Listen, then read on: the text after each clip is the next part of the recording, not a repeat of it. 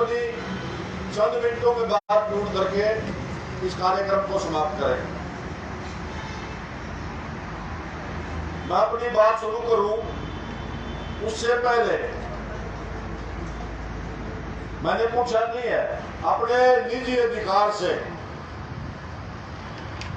Doctor Sunil पोरिया को SC panchayat का अध्यक्ष नियुक्त करता हूं। डॉक्टर सुनील पोरिया को तालियां बजाकर स्वागत करें और डॉक्टर नरेंद्र जी और सुनील डॉक्टर भाई माला बना करके तो जोरदार स्वागत करें, तालियां बजा करके डॉक्टर सुनील पोरिया जी। इसी कड़ी में सुनील जाखड़ जी से प्रार्थना करूंगा, भाई कीर्तन शर्मा युवा का जिला महामंत्री, कीर्तन शर्मा आ जाओ। ताली बजाकर युवा साथी है हमारे गांव बवाल से, बहुत होनहार साथी है, तालियां बजा करके स्वागत करो भाई कीर्तन शर्मा।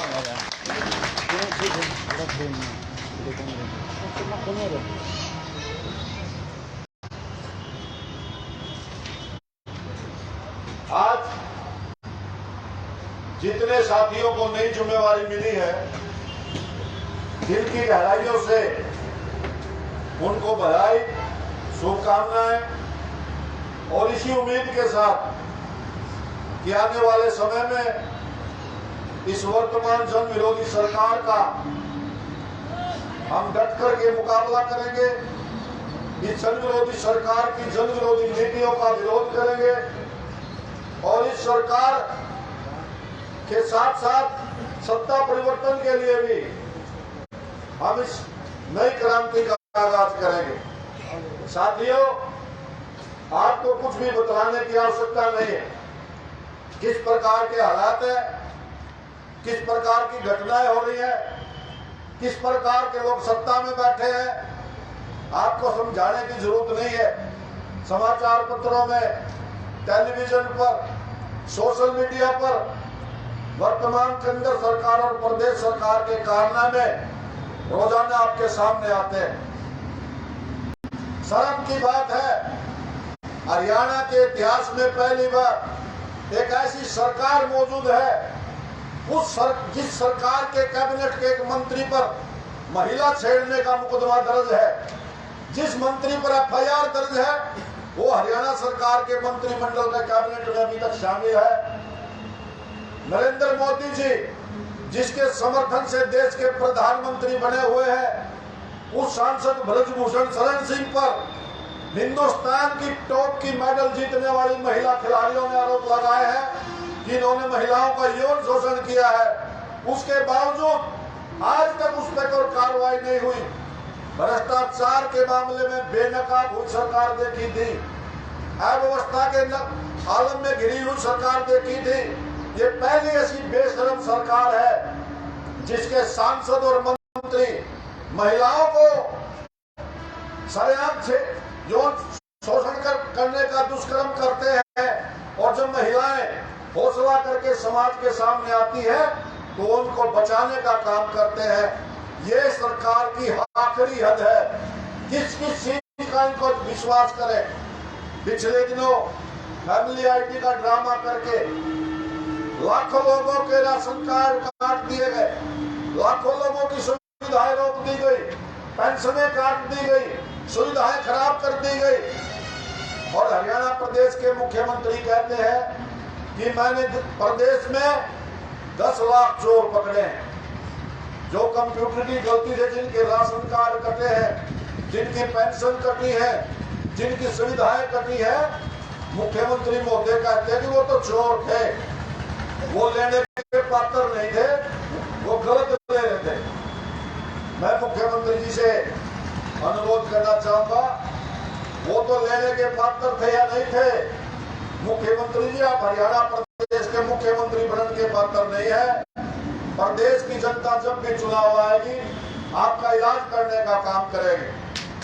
साथियों, चुनाव आएगा, लेकिन उससे पहले एक मूल मंत्र बता देता हूं, सच्चाई बता देता हूं। पानीपत नगर निगम का चुनाव आने वाले समय में क्या करेगा कि आने वाले विधायक और सांसद कौन बनेंगे। सारा जोर नगर निगम के ऊपर लगाना पड़ेगा। एक एक आदमी को, एक एक रिश्तेदार को, एक एक साथी को कि हमने फैसला किया है कि 26 के 26 वार्डों में पार्षद खड़े करेंगे और बहुत मजबूत मेयर पद का कैंडिडेट खड़ा करेंगे। अनेक लोग आपसे जुड़ना चाहते हैं। आज में कई नए साथी, मजबूत साथी आने थे, वो कार्यक्रमों में कहीं फंस गए, किसी मजबूरी में ना सके। रोजाना लोगों के फोन आते हैं कि आप आओ जी नगर निगम में, क्योंकि पानीपत नगर निगम के अंदर जितना भ्रष्टाचार है, जितना गोलमाल है, लेकिन लोग कांग्रेस का शासन भी देख चुके हैं। कांग्रेस के शासन में भी बुरा हाल था, बीजेपी के में भी बुरा हाल है। लोग कोई नई व्यवस्था चाहते हैं, नया सिस्टम चाहते हैं। हमने फैसला किया, पिछली बार जिला परिषद में भाई जसमीत कांजार ने चुनाव लड़ा, डॉक्टर सुनील पोडिया के भतीजे ने चुनाव लड़ा, दोनों ने चुनाव जीता। साफ सुथरा चुनाव लड़ा, साफ सुथरा चुनाव जीत करके जब जिला परिषद चेयरमैन का चुनाव आया, इन्होंने जिस तरह बाजार में सब्जियां बिकती है, इस प्रकार से पार्षद बिक रहे थे। लेकिन हमारे दो पार्षद मजबूती के साथ खड़े रहे, ईमानदारी से खड़े रहे। ये सबूत है कि अगर अच्छे आदमियों को चुनाव लड़ाओगे, अच्छे आदमियों को चुनाव जिताओगे तो वो बिकेंगे नहीं, और जो बिकेगा नहीं वो काम अच्छा करेगा, वो आप पब्लिक के भलाई का काम करेगा। तो मैं आपको यकीन दिलाता हूं कि पानीपत नगर निगम के अंदर ईमानदार और मजबूत प्रत्याशी देंगे, साफ छवि के प्रत्याशी देंगे, जो पहली नजर में पब्लिक एक भी ईमानदार है, अच्छा आदमी है। अगला काम हमारा है, उसके लिए मेहनत करना। अगले हफ्ते तक 26 के 26 पार्षदों का हम प्रभारी घोषित कर देंगे, और वो 26 के 26 प्रभारी, उनकी ड्यूटी होगी उस एरिया में कार्यक्रम कराने की। उस एरिया में पार्षद पद का कौन उम्मीदवार हो, किसको चुनाव में टिकट दी जाए, वो सब फैसला प्रभारी करेगा। ज़्यादा मैं आपका समय नहीं लूँगा।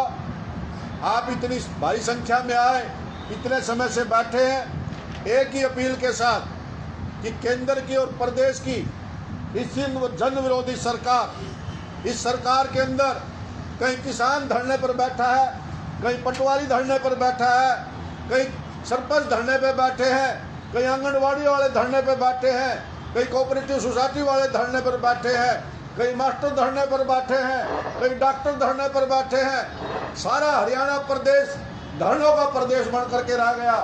जिस प्रदेश में दूध दही का खाने के नाम से हरियाणा जाना जाता था, आज हरियाणा धरनों का प्रदेश बन करके रह गया है। और ये असंवेदनशील सरकार, बेशरम सरकार, इनके कानों पर कोई जू नहीं रेंगती। हरियाणा प्रदेश का मुख्यमंत्री नए चुने हुए सरपंचों को चोर घोषित करता है। हरियाणा प्रदेश के जिनके राशन कार्ड कटे उनको चोर घोषित करते हैं। आने वाले चुनाव में इस भारतीय जनता पार्टी को, जो जात पात की राजनीति करते हैं, धर्म की राजनीति करते हैं, इस प्रदेश की जनता जाति पाति भूल करके, धर्म का भेद भूल करके इनका इलाज करेगी। आपका ज़्यादा समय ना लेता हुआ इसी अपील के साथ सभी साथियों से, अब थोड़ा सर्दी का प्रभाव कम हुआ है, अगले संडे से हर संडे को बड़े बड़े प्रोग्राम कॉलोनियों में शुरू करेंगे। विकास नगर से शुरू करेंगे, ये वर्मा जी वगैरह बैठे हैं, सम्मी भाई। बरसत रोड विकास नगर पर 12 तारीख का प्रोग्राम है, फिर 19 तारीख का अगली जगह करेंगे।